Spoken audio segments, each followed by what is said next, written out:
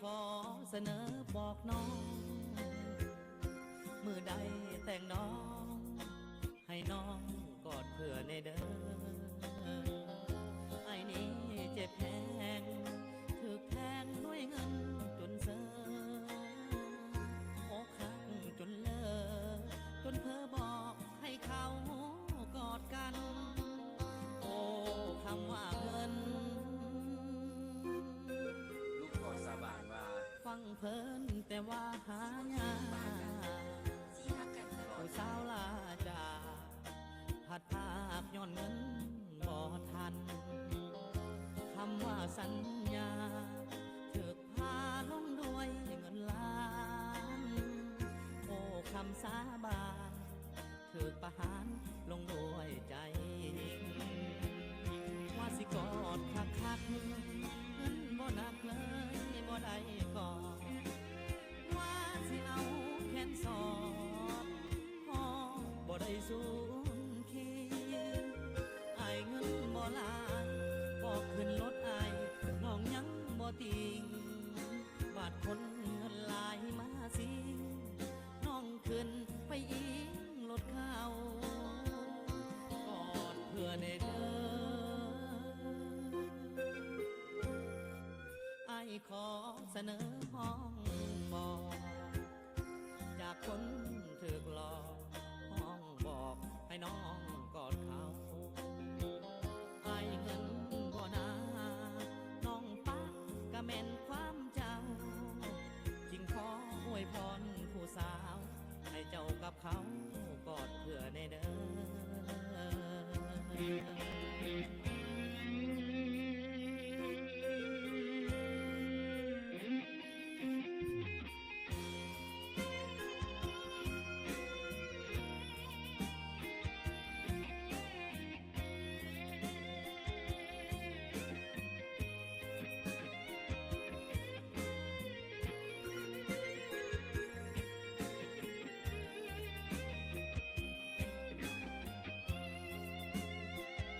ว่าสิกอดคักๆเงินบ่หนักเล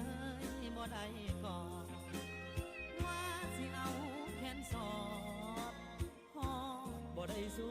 ญคิดไอ้เงินบ่หลายบอกขึ้นรถไอ้น้องยังบ่ติงบาดคนเงินหลายมาสิน้องขึ้นไปอิงรถเขากอดเพื่อในเด้อไอ้ขอเสนอห้องบอกจากคนถูกหลอกห้องบอกให้น้องกอดเขาไอ้เงินบ่นาน้องปักกะแม่นความเจ้าจริงขออวยพรผู้สาวให้เจ้ากับเขากอดเพื่อในเด้อ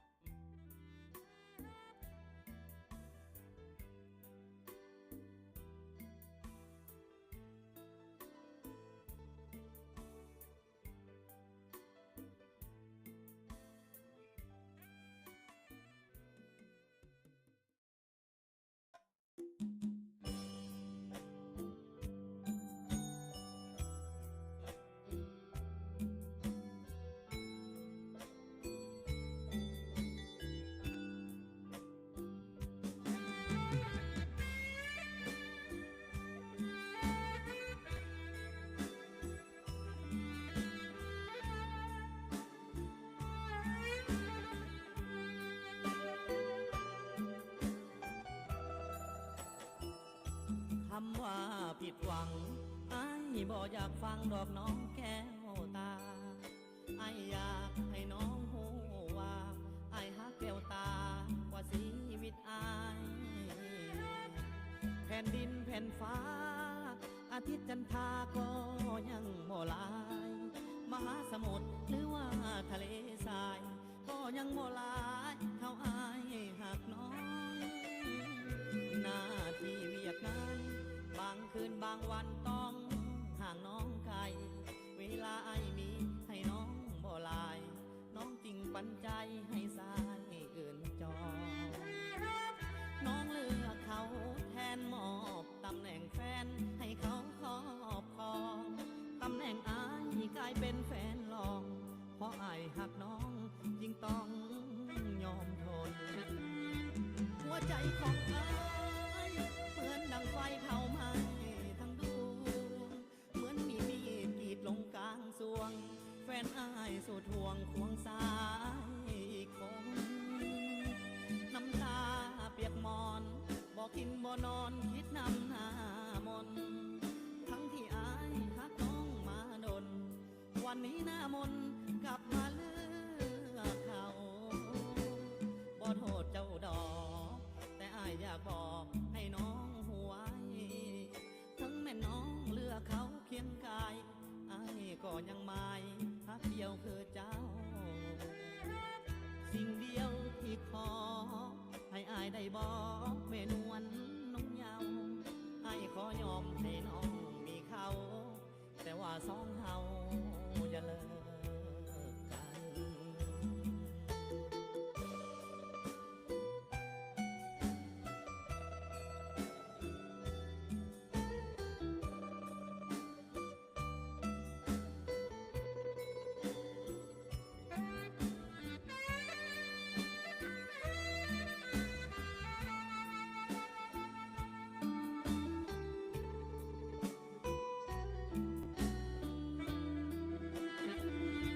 หัวใจของอายเหมือนดังไฟเผาไหม้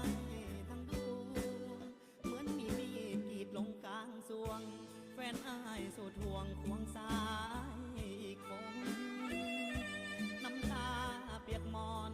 บอกกินบ่นอนคิดนำหน้ามนทั้งที่อายหักน้องมาดนวันนี้หน้ามนกลับมาเลือกเขาบ่โทษเจ้าดอกแต่อายอยากบอกให้น้องหัวถึงแม่น้องเลือกเขาเคียงกายอายก็ยังไม่ฮักเดียวคือเจ้าสิ่งเดียวที่ขอให้อายได้บอกแม่นวลน้องเยาว์อายขอยอมให้น้องมีเขาแต่ว่าสองเฮาอย่าเลิกกัน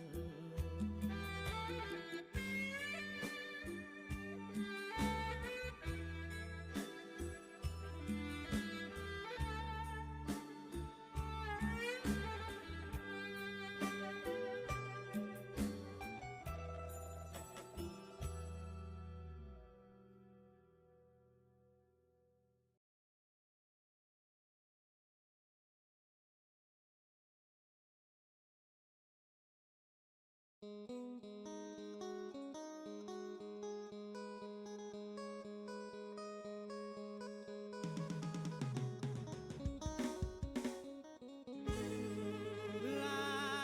นางเอ๋ยสมมุติว่าคันจะเป็นเมียอายขอเศร้าสองแรงสองได้อยู่บ่แม่เนื้ออุ่นและขอหอมแก้มละมุน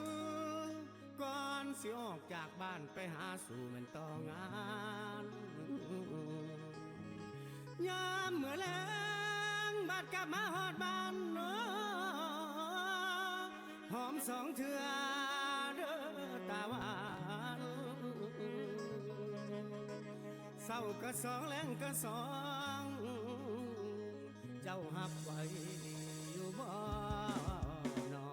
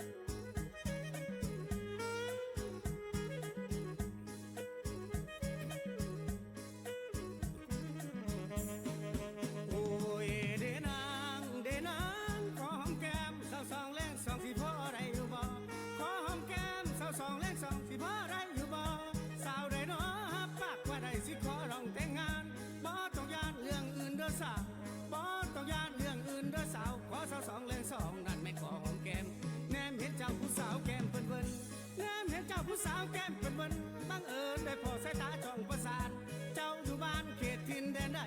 เจ้าอยู่บ้านเขตทินแดนใดแก้มคือขาวคือนวลขากแห้งเดนองใจใส่ห้องยักเป็นผัวกอดกายใจใส่ห้องยักเป็นผัวกอดกายขั้นบุญหลายได้เป็นคู่น้อง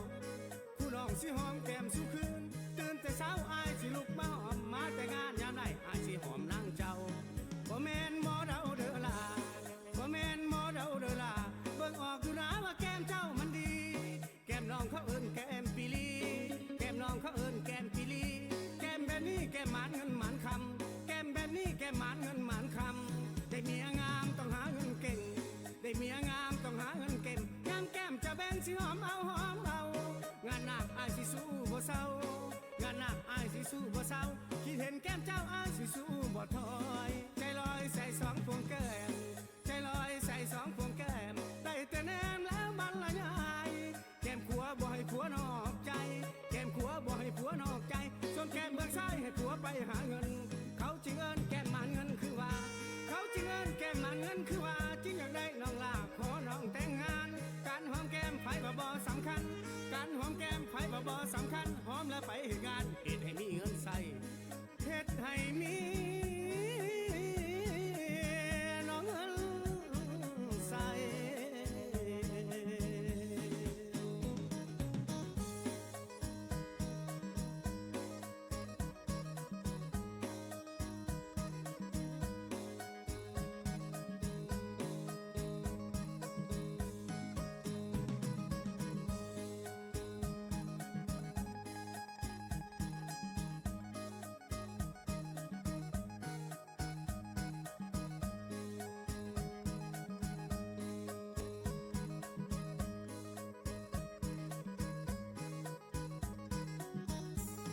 บ่แม่นหมอเดาเด้อล่ะ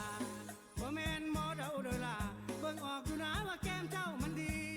แก้มน้องเขาเอิ้นแก้มปีลีแก้มน้องเขาเอิ้นแก้มปีลีแก้มแบบนี้แก้มหมานเงินหมานคำแก้มแบบนี้แก้มหมานเงินหมานคำได้เมียงามต้องหาเงินเก่งได้เมียงามต้องหาเงินเก่งงามแก้มจะแบ่งสิหอมเอา